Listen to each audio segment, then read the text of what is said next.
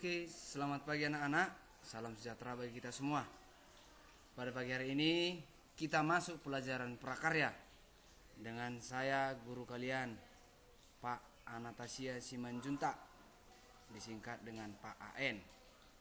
Bagi anak-anak kami SMP Cinta Raya 3, khususnya kelas 7, kita hari ini akan memulai pembelajaran yaitu yang bertema serat.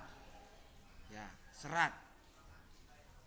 Di dalam pembelajaran ini apa-apa saja yang akan kita pelajari? Yang pertama yaitu pengertian serat. Yang kedua, jenis-jenis serat.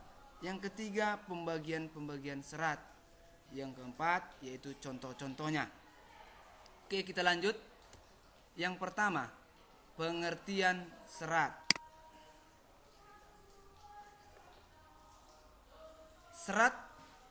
Nah, sebelum kita ketahui pengertian serat, maka kita ketahui terlebih dahulu kerajinan itu apa.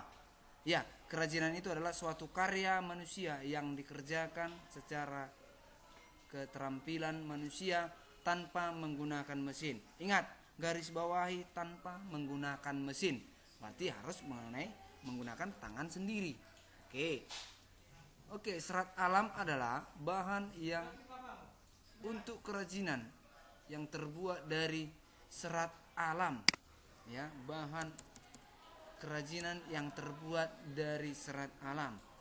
Serat alam itu bisa berupa serat tumbuhan ataupun serat hewan. Oke, kita sama-sama melihat.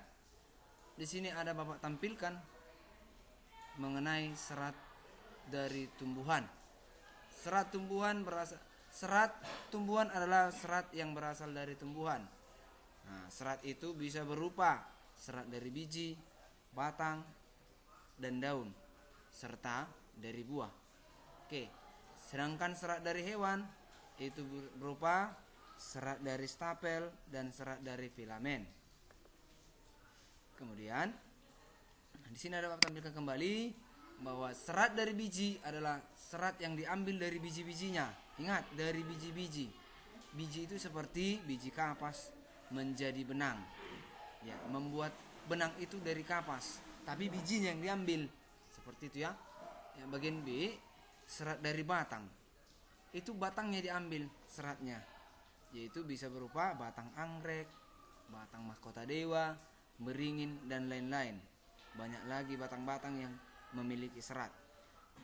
Kemudian dari daun bisa kita ambil dari daun nanas, pandan, dan enceng gondok.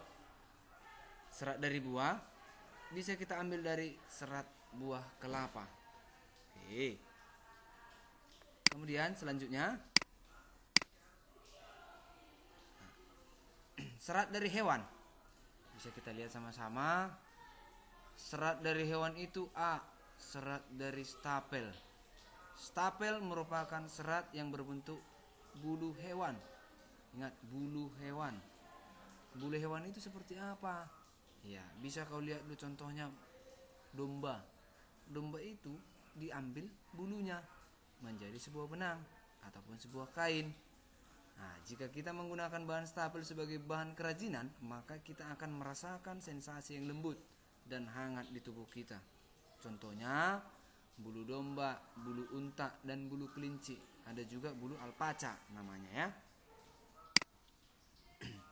Kemudian yang kedua, serat dari filamen. Filamen itu adalah serat yang berbentuk jaringan, berbentuk jaring-jaring.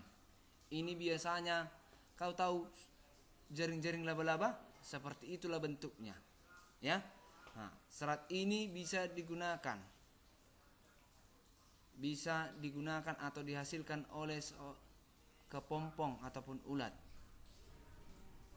Dari serat inilah kita bisa menggunakan sebagai bahan kerajinan. Ya, serat-serat apa aja itu? Pertama, benang sutra, kain sutra, dan bisa juga seperti spray tempat tidur.